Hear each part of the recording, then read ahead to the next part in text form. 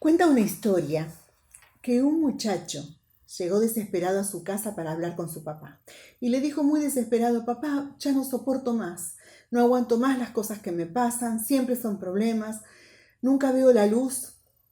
Entonces el papá, sin decir nada, se acercó a la cocina, buscó 3 ollas, las llenó de agua y las puso sobre el fuego. Una vez que las ollas hirvieron, puso en una zanahoria, en otra un huevo y en otra granos de café. Pasado un rato, fue con el hijo, se lo mostró y le dijo: vamos a ver qué ves acá.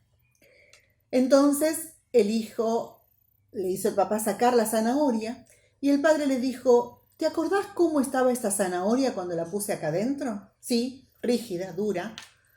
Bueno, fíjate cómo está ahora. La aplastaron y estaba blanda. Vamos a sacar el huevo. ¿Cómo estaba el huevo? Y frágil.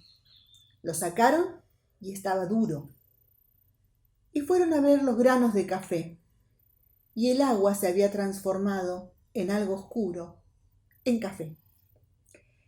Con lo cual el papá le hizo pensar al chico y le dijo: ¿te diste cuenta? La zanahoria entró muy firme.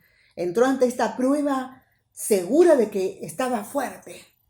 Y sin embargo, pasando por esta prueba del fuego y el calor del agua, se ablandó de tal manera que quedó sin fuerzas. El huevo entró totalmente débil, frágil, pasó por esta prueba y salió duro. Por fuera parece que es lo mismo, pero por dentro se endureció. Los granos de café, en cambio, ¿qué hicieron? Transformaron el agua, transformaron la prueba en algo delicioso. Esta historia, que obviamente es un cuento, también me llevó a pensar en cuántos hombres de la palabra de Dios pasaron por momentos y situaciones así como también las estamos pasando nosotros. Hay en la actualidad muchísimas maneras de estar pasando esta cuarentena, por esta pandemia. Hay a quienes les afecta en lo económico, a quienes les afecta en lo social, a quienes les afecta la salud y tantas cosas distintas, pero que en definitiva son aguas hirviendo que nos están probando. Sí, no lo voy a leer, pero lean en su casa Filipenses capítulo 1. El capítulo de Filipenses nos muestra a un Pablo desde la cárcel en Roma que está escribiendo una carta, que está pasando un momento terrible de prisión y se pone a escribir una carta. Me tomo la licencia y les pido perdón porque voy a leer directamente de un libro de devocionales muy antiguo que tenía mi papá y encontré esta parte que me parece que es totalmente útil. Dice así: Pablo no solamente resistió las tentaciones en su actividad cristiana, sino también en la soledad de su cautiverio. Es posible que tú puedas resistir del trabajo intenso juntamente con grandes sufrimientos y, sin embargo, fracasar por completo cuando estés separado de todas las actividades religiosas, cuando estés obligado a permanecer en el lugar estrecho de alguna prisión, quizás el de una enfermedad. Pájaros que se remontan por encima de las nubes y resisten grandísimos vuelos, caen en la desesperación cuando se les encierra en una jaula donde se ven forzados a golpear sus alas inútilmente contra los alambres. Pablo en la prisión de su cárcel. Aquello era otro aspecto de su inmensa vida. ¿Quieres saber lo que hacía allí?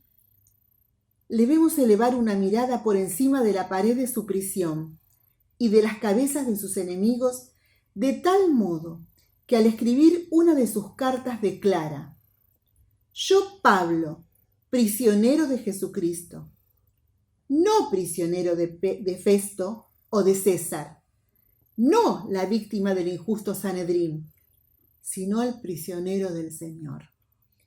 La prisión para él se convirtió, de este modo, en un palacio.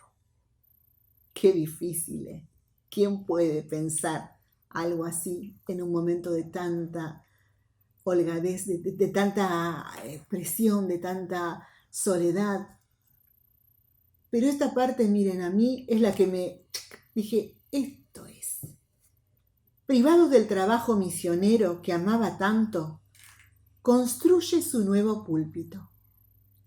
Construye su nuevo púlpito, el de su pluma. Desde aquel lugar de esclavitud vienen algunos de los servicios mejores y más provechosos a la Iglesia a través de todos los siglos. ¿Qué mensajes tan valiosos e iluminadores han procedido de aquellas sombras negras del cautiverio? Aquel lugar, agua hirviendo, cárcel, separado de todo, alejado de sus hermanos, sin poder hacer aquello que Dios lo había llamado, que era predicar el Evangelio. Aquella agua hirviendo la transformó en café, la transformó en algo delicioso, productivo. Hermanos, cuando leía que nos hallemos en gozo cuando estamos en prueba, y pensaba, es difícil, pero también tenemos el conocimiento de que Dios obra para bien a los que a Él aman. También sabemos que hacer que esto que nos está pasando sea algo bueno, aun que sintamos que no lo es. Aunque nos sintamos que no estamos congregándonos, aunque nuestro templo esté cerrado, pero nuestras vidas y Dios dentro nuestro no está cerrada. Nosotros seguimos teniendo posibilidades de hacer muchas cosas. Nosotros podemos transformar en algo productivo lo que se está haciendo improductivo. Pero estoy sola y no sé qué hacer. Llamo por teléfono, escribo a mis hermanos, dejo algo para alguien, no sé, envío algo, tantas cosas que nos van a mostrar que dentro de nosotros el que está es el Señor, que es Él el que nos está dando ánimo y fuerza y el que nos permite transformar algo que no nos agrada. No decimos, ¡ay, qué felicidad que tengo! Estoy en casa. Y capaz que lo decíamos el primer mes, en marzo, sobre todo los que venían trabajando con mucho cansancio. Pero a esta altura ya no. Pensaba el otro día, qué bueno sería que todos nos tomemos el tiempo de reescuchar nuestros propios mensajes de abril, de mayo. Tengo algunos en la mente que recuerdo y eran distintos, teníamos esa esperanza, claro, pero el tiempo pasa, las cosas no cambian, los rumores son más feos, es muy difícil. Pablo estaba encarcelado, pero él no pensaba que lo estaba porque Feso lo había metido preso. Él pensaba que Dios permitía que estuviera allí porque tenía un propósito. ¿Cuál es el propósito para mí? ¿Cuál es el propósito para cada uno de los que estamos en esto? ¿Cuál es el propósito de aquellos que están pasando, además de esta prueba, otra sumada? Una de las cosas que seguramente es en que jamás recordemos lo que Dios es para nosotros, lo que Dios nos ha amado en su perfección, con ese amor eterno que no nos va a dejar jamás, que no nos va a desamparar. Y leía justamente lo que ya les comenté, ¿no es cierto? En 1 Pedro 1:6 dice, en lo cual vosotros os alegráis, aunque ahora por un poco de tiempo, si es necesario, tengáis que ser afligidos en diversas pruebas, para que sometida a prueba vuestra fe, mucha más preciosa que el oro, el cual aunque sea hallada en alabanza, gloria y honra, cuando sea manifestado Jesucristo. Creo que una parte la salté, pero verdaderamente en este momento no estamos felices, pero estamos gozosos, porque detrás de todo esto también está el Señor, que nos tiene en sus manos, nos lleva, nos cuida. Y dice en Nahum 1:7, una verdad que debemos grabar en nuestra mente, en nuestra heladera. Dice, una versión distinta a la nuestra, dice, bueno es el Señor en el día de la angustia y protector de los que en Él confían.